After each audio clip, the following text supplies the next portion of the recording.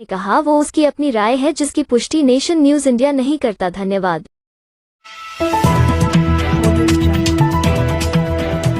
दिवाली से पहले का कहा था, दिवाली हमारी ऐसी चलेगी। हम दिवाली से पहले भी गए राजीव गब्बर के यहाँ, वो मिले नहीं थे। उनके पापा ने कहा आपको हो जाएगा। अभी तक तो कुछ नहीं हुआ। आप लोगों को क्या सांत्वना दी जा रही है, क्या हवाला दिया जा रहा है, क्या बोला जा रहा है? आपको हो जाएगा, अभी तक कुछ नहीं था।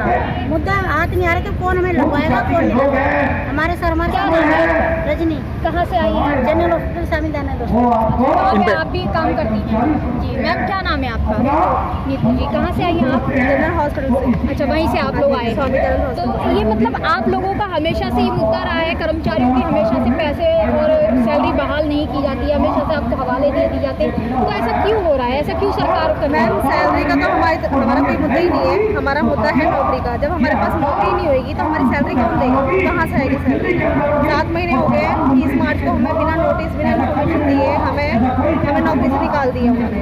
अब नौकरी से निकाल दिया, 7 महीने से हम धरने में बैठे हैं। हर किसी नेता के पास, हर किसी अधिकारी के पास जाते हैं और सिर्फ आश्वासन ही मिलता है और हमें कोई पक्का कोई ये नहीं बोलता कि हाँ भाई आज आप या कल आप इस तारीख को या इस दिन आप ड्यूटी पे चढ़ जाओ। मतलब बिना नोटिस के आप लोगों को निकाल दिया जा रहा है? हम 14 साल से हम कार्यरत थे उस हॉस्पिटल में और हमने कोरोना काल में भी बहुत अच्छे से उनकी सेवा की है।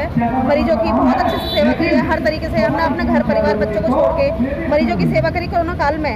और लेकिन उस कोरोना काल में हमें ये इनाम दिया है उन्होंने कि हमें नौकरी से निकाल के सड़क पर लाके खड़ा कर।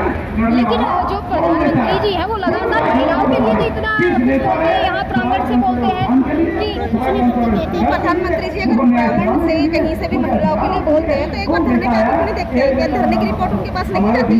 वो आके एक बार भी पूछते आके कि धरने पे क्यों बैठी है महिलाएं, उन्हें क्या परेशानी क्या दिक्कत है? कभी आगे पूछा उन्होंने? ना किसी अधिकारी ने पूछा, ना किसी नेता ने पूछा, ना प्रधानमंत्री ने पूछा, ना सीएम ने पूछा। वो तो पैर धुलते हैं, आपके कर्मचारियों के पैर धुले जाते हैं, उनके साथ खाना। मैडम जो पैर धोते हैं वो सब ढकोसलेबाजी है। हम नहीं मानते इस चीज को। अगर वो हमें हमारी नौकरी दे दें तब हम मानते हैं हाँ वो सच में इस देश के लिए प्रधानमंत्री से भी साबित है। तो आपके लिए मतलब ये नौकरी ज्यादा है, पैर धोना मतलब नहीं। लेकिन जो है योगी जी भी ऐसा ही करते हैं। मैडम पैर धोने से हमारे बच्चे नहीं पलेंगे, हमारे नौकरी करने से बच्चे पलेंगे। अगर पैर धोने से हमारे बच्चे पले तो हम तो अपने पैर धुलवा लें, हमारे बच्चे पल रहे हैं तो। लेकिन जब हमारा काम, हमारा पेट, हमारे बच्चे, हमारे बच्चों की एजुकेशन हर चीज सिर्फ नौकरी से है, पैसे से है, तो हमें पैर नहीं धुलवाने। हमें नौकरी चाहिए, हमें काम चाहिए। मैडम सरकार तो आप ही बनाते हैं, वोट तो आप ही देते हैं। 5 किलो राशन मिलता है आपको फ्री में? नहीं, हमें जो है कुछ नहीं मिलता, ना 5 किलो राशन मिलता। और 5 किलो राशन देने से क्या हमारे बच्चों का पेट भर जाएगा? और चलो बच्चों का पेट भर जाएगा, क्या उनकी एजुकेशन, उनकी जो पढ़ाई है लिखाई है वो सब पूरी हो जाएगी? एक 5 किलो राशन से सब कुछ नहीं होता। 5 किलो राशन से क्या हम रेंट पे जो लोग रह रहे हैं क्या उनका रेंट चला जाएगा, उनका किराया चला जाएगा, उनके बच्चे पल जाएंगे? मैं नहीं मानती कि 5 किलो राशन से सारा कुछ हो जाएगा जो सीएम ने जो चला रखा है। मैंने जब चुनाव आता है इन बातों को जब क्यों नहीं सोचते हो आप? जब चुनाव आता है तो आप एक साड़ी में राजी हो जाते हो, 500 रुपए में राजी हो जाते हो, हस्बैंड एक क्वार्टर में राजी हो जाते हैं। जब तो आपको नजर नहीं आता है कि कौन गलत है कौन सही है। और आज आप यहाँ धरना दे रहे हैं, हमें नौकरी नहीं मिल रही है। सर मेरी बात सुनिए, एक जैसे इंसान, सब एक जैसे इंसान नहीं होते, ठीक है? हम लोग इस लालच में वोट नहीं देते। हम लोग इस लालच में देते हैं कि हमें जो है सरकार से कुछ सुविधाएं मिलेगी, हमारे बच्चों को लेके हमें लेके कुछ सुविधाएं मिलेंगी। लेकिन हमारे जैसे सोच वाले हर कोई नहीं है। कोई इंसान एक साड़ी में, लेडीज या किसी पौवे में, बोतल में कोई बहक जाता है और वोट दे देता है, लेकिन हम उनमें से नहीं है। हमें तो सिर्फ हमारी रोजी रोटी चाहिए। प्रधानमंत्री जी तो कहते हैं हम खाते में 15-15 लाख आएंगे और ये भी कहा जहाँ झुग्गी वहाँ मकान। मैडम कोरोना काल में प्रधानमंत्री जी ने किसी के अकाउंट में 500 रुपए भी डाले, 1000 भी डाले।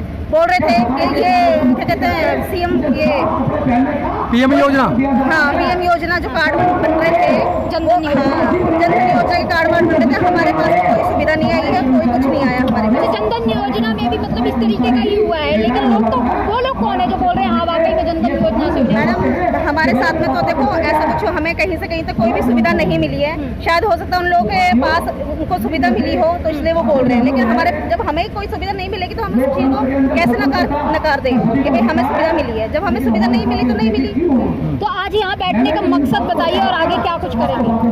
मैडम यहाँ बैठने का मकसद हमारा वही मुद्दा उठाना है कि जब कमिश्नर ने हमें दिवाली से पहले नौकरी पर चढ़ाने का आश्वासन दिया था और यकीन दिलाया था कि 1 हफ्ते पहले आप सभी लोगों को नौकरी पर चढ़ा दिया जाएगा, और वही दिवाली निकल गई है, 1 हफ्ते से ज़्यादा हो गया है।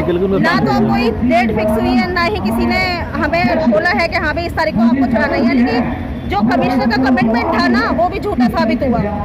जो आपको सिर्फ सरकार से लेके कमिश्नर तक सारा मतलब जो सिस्टम है वो आपको सिर्फ आश्वासन ही देता है।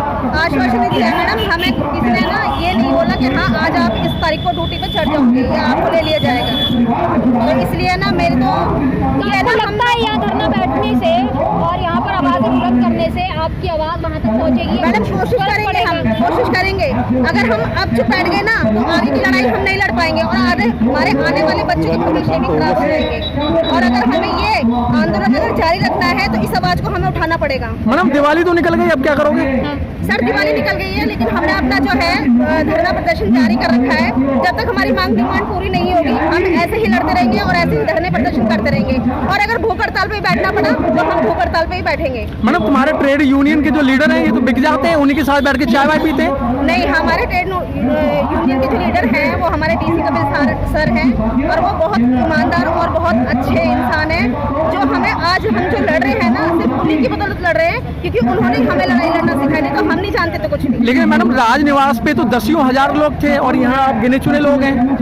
सर इस बारे में तो खैर हमें यहाँ का पता चला था तो हम तुरंत यहाँ पे आ गए, क्योंकि यहाँ पे हमारा भी मुद्दा था, और जहाँ हमारा मुद्दा होगा हम आ जाएंगे। ठीक है। चलिए बहुत बहुत शुक्रिया। तो भाई पानी खत्म हो गया, दूसरी किश्ती की पानी और लेके आओ, नया पानी लगेगा। तो गाड़ी में रखा सत्यवान जी की गाड़ी में 50 पेटी पानी रखा है, 5-5 करके ले आओ। महिला आ रही हैं, चलो। चलो